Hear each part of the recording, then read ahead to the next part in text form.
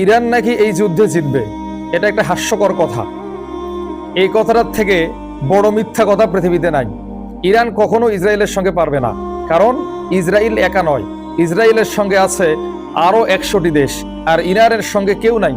যদিও মুখে মুখে চীন, রাশিয়া, পাকিস্তান, উত্তর কোরিয়া আছে, কিন্তু বাস্তবতায় ইরানকে কেউ একটি মিসাইল দিয়ে সাহায্য করবে না, এমনকি একটি রাইফেল দিয়েও কেউ সাহায্য করবে না। ইরান একাই লড়ছে, একাই লড়বে।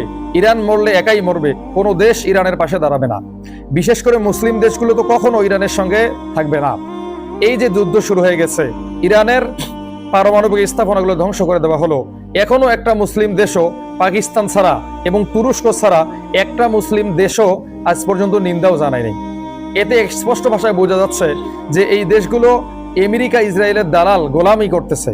তারা কখনো আমেরিকা ইসরায়েলকে বাদ দিয়ে ইরানকে সাহায্য করতে পারে নাই, পারবেও না।